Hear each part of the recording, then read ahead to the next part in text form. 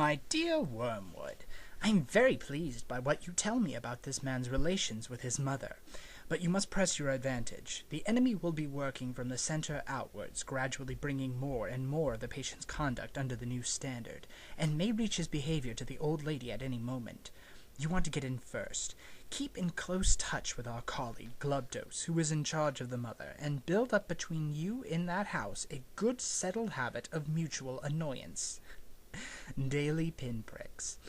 The following methods are useful. 1.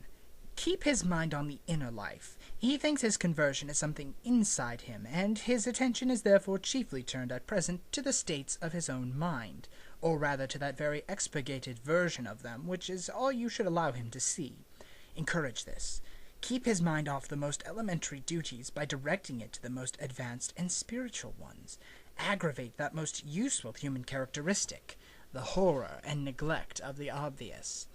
You must bring him to a condition in which he can practice self-examination for an hour without discovering any of those facts about himself which are perfectly clear to anyone who has ever lived in the same house with him or worked in the same office. 2. It is no doubt impossible to prevent him from praying for his mother, but we have means of rendering the prayers innocuous. Make sure that they are always very spiritual, that he is always concerned with the state of her soul and never with her rheumatism. 2 advantages will follow.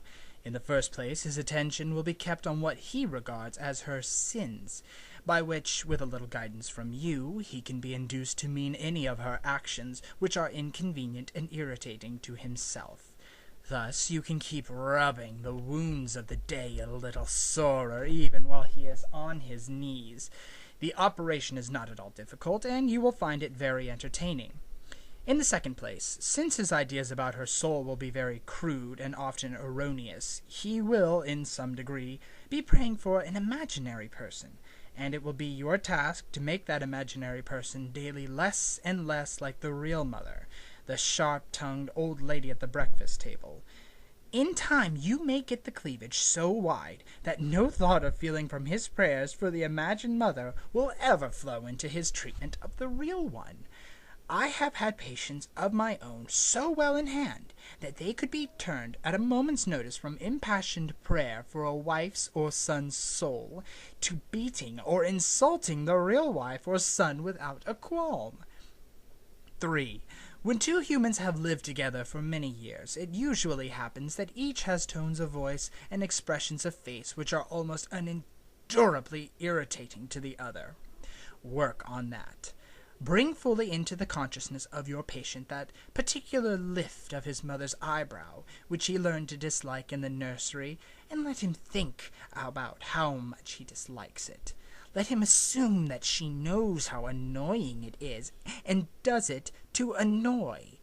And if you know your job, he will not notice the immense improbability of the assumption.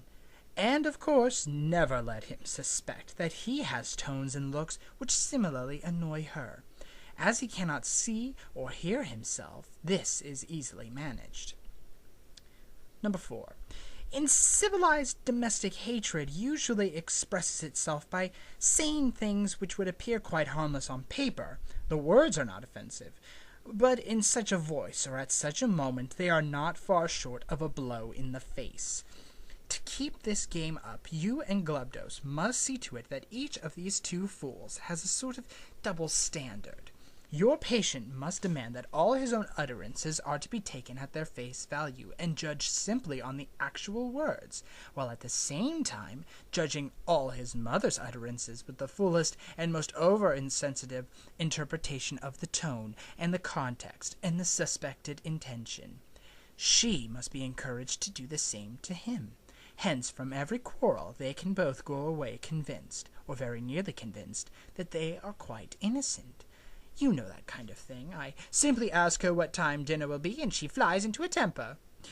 Once this habit is well established, you have the delightful situation of a human saying things with the express purpose of offending, and yet having a grievance when offense is taken. Finally, tell me something about the old lady's religious position. Is she at all jealous of the new factor in her son's life, at all piqued that he should have learned from others and so late what she considers she gave him such a good opportunity of learning in childhood? Does she feel he is making a great deal of fuss about it, or that he's getting in on very easy terms? Remember the elder brother in the enemy's story. Your affectionate uncle, Screwtape.